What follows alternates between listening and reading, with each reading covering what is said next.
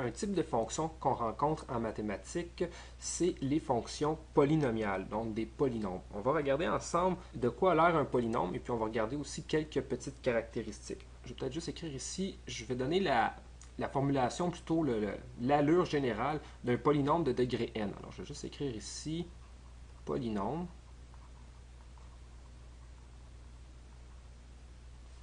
de degré n. Donc, à quoi ressemble un polynôme de degré n? Eh bien, c'est une fonction de cette forme. Donc, je vais l'appeler p de x, p pour polynôme. J'aurais pu l'appeler f de x, là, mais comme c'est un polynôme, on va l'appeler p. Alors, a indice n, x à la n, plus a indice n moins 1, x à la n moins 1, plus a indice n moins 2, x à la n moins 2, je vais mettre 3 petits points, et les derniers termes sont a indice 2, x à la 2, plus a indice 1, x à la 1, donc je n'indiquerai pas la puissance, étant donné que c'est x à la 1, plus a indice 0, x à la 0. Et comme x à la 0 donne 1, ici on peut omettre de mettre x à la 0. Alors ça, c'est la forme générale d'un polynôme de degré n. Alors là, ce que je vais faire, c'est que je vais donner un polynôme, disons, de degré 3, puis on va l'analyser en regardant, en fait, en le comparant à la forme générale. Donc, supposons que mon polynôme serait un polynôme de degré 3. Je vais l'écrire ici, degré 3. Donc, en fait, le degré du polynôme, ça représente la plus grande puissance qui apparaît dans mon polynôme. Alors, comme ici, c'est un degré 3, la plus grande puissance sera 3. Donc, disons que je prends le polynôme suivant, x3 moins 4x2 plus 7. Bon, disons que ça, c'est mon polynôme. Donc, on va regarder un petit peu comment il est composé. Donc, premièrement, le degré 3 ici, on remarque que la plus grande puissance dans mon expression, c'est 3. Alors, ici, on obtient le degré. On a une puissance 2. Il n'y a pas de puissance 1, donc on n'est pas obligé d'avoir toutes les puissances de 3 à 0. On n'est pas obligé d'avoir toutes les puissances de n à 0. L'important, c'est qu'on ait dans le fond notre plus grande puissance ici pour déterminer le degré. Alors, j'ai une puissance 3, j'ai une puissance 2, il n'y a pas de puissance 1 et il y a une puissance 0 ici. Maintenant, on va le décortiquer un petit peu. Donc ici, on voit qu'il y a des coefficients devant les puissances de x. Alors ça, c'est ce qu'on appelle, je vais peut-être écrire ici, les coefficients. Et nous, on regarde des polynômes de degré n à coefficient réel. Donc, les coefficients, dans le fond, sont des nombres réels. Alors, on va essayer de les déterminer ici. Donc, c'est un polynôme de degré 3. Donc, la forme générale d'un polynôme de degré 3, c'est la suivante. A indice 3, x à la 3, plus A indice 2, x à la 2, plus A indice 1, x à la 1, plus A indice 0, x à la 0. Donc, dans le fond, quand on a un polynôme de degré 3, on doit avoir la puissance 3 et les puissances inférieures. Si j'avais eu un polynôme de degré 5, ben, j'aurais juste ajouté, dans le fond, le terme a indice 5, x à la 5, plus a indice 4, x à la 4, plus ce qu'on a ici. Alors là, on va essayer de déterminer les valeurs de mes coefficients. Alors, si je compare terme à terme, alors celui-ci, la puissance 3, avec celui-ci, voilà. Alors, dans ce cas-ci, A3 vaut 1. Si je continue comme ça, donc ici A2x2, donc le coefficient devant la puissance 2 du x, donc on l'a ici, alors c'est moins 4. Il faut faire attention de ne pas oublier le signe qui vient avec. Donc A2 ici serait moins 4. Ici, il n'y a pas de puissance x. Ce que ça veut dire en fait, c'est que le coefficient devant le x est 0. Et ceci, dans le fond, ça correspond à la constante quand il y en a une. Et dans ce cas-ci, c'est 7. Alors, on voit ici un petit peu là, le lien qu'il y a entre une forme générale et puis un polynôme qui est très concret ici. Alors, on pourrait faire le même exercice pour un polynôme de degré 2 ou un polynôme de degré 7. Et c'est un peu comme ça qu'on détermine les coefficients.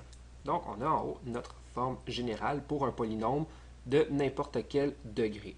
Il est à noter que les puissances ici, dans un polynôme, sont toujours des entiers positifs.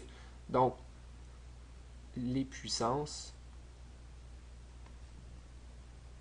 sont des nombres, des entiers positifs, donc des nombres naturels. C'est-à-dire, il n'y a pas de fraction, il n'y a pas de racine dans ici les puissances et il n'y a pas de nombres négatifs. Donc non plus pas des nombres réels. Les coefficients sont réels, mais les puissances, si vous remarquez ici, sont des nombres entiers. Alors, quelque chose qui serait un polynôme, on pourrait écrire par exemple ceci, 7x4 moins 3x plus 1. Si on remarque, toutes les puissances sont des entiers, 4, 1, et ce sont des entiers qui sont positifs. Quelque chose qui ne serait pas un polynôme, ce serait quelque chose de ce style-ci, par exemple, x à la moins 2. Ici, on voit que la puissance est négative, alors ceci n'est pas un polynôme. Autre chose qui n'est pas un polynôme, les fonctions qui sont dites rationnelles. Donc, par exemple, si j'ai quelque chose qui ressemble à ceci, x3 moins 2x plus 1, divisé par, bon, par exemple, x4 plus 7, alors, au numérateur, c'est bel et bien un polynôme. Au dénominateur, c'est bel et bien un polynôme. Par contre, ici, on a un quotient de polynôme. Alors ça, ce n'est pas un polynôme, c'est plutôt ce qu'on appelle une fonction rationnelle. Alors ça, ce n'est pas un polynôme. Bien entendu, toutes les fonctions exponentielles du type 3 à la x ou encore e à la x, ce sont des fonctions exponentielles, donc ça non plus, ce n'est pas des polynômes. De même pour les fonctions logarithmiques, par exemple, la fonction ln de, disons, 3x n'est pas une fonction polynomiale, c'est une fonction logarithmique.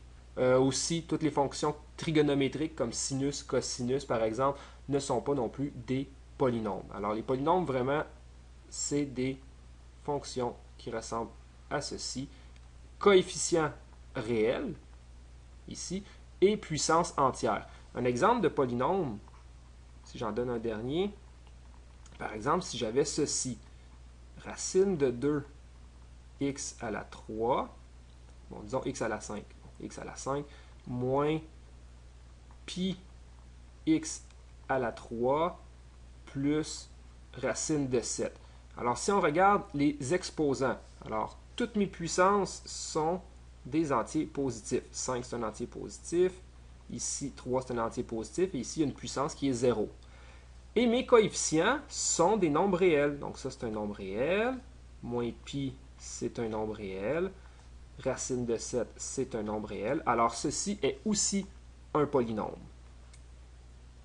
Maintenant, pour terminer, si on regardait, par exemple, le domaine d'une fonction polynomiale.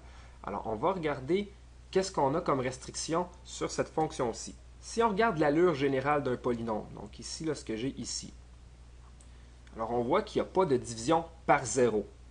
Non plus, il n'y a pas de racine paire, il n'y a pas de fonction logarithmique là-dedans. Il n'y a pas non plus de fonction trigonométrique. Alors, toutes les choses que je dois regarder pour, dans le fond, trouver les restrictions sur le domaine d'une fonction, ils n'apparaissent pas dans une fonction polynomiale. Alors, pour tout polynôme, le domaine va toujours être les réels. À moins, donc je vais juste mettre ici, peut-être faire attention, s'il y a des restrictions qui proviennent du contexte d'un problème. Donc, faire attention, par exemple, au contexte. Alors, a priori, si on a une fonction polynomiale, son domaine, c'est les nombres réels, sauf si notre fonction est prise dans un certain contexte. Par exemple, si je prends la fonction suivante. Donc, l'aire d'un cercle en fonction de son rayon est donné par la formule, par la fonction pi fois r au carré. Alors, si on fait juste regarder la fonction comme ceci, donc sans contexte, eh bien, le domaine, c'est les réels. On peut mettre n'importe quel nombre au carré.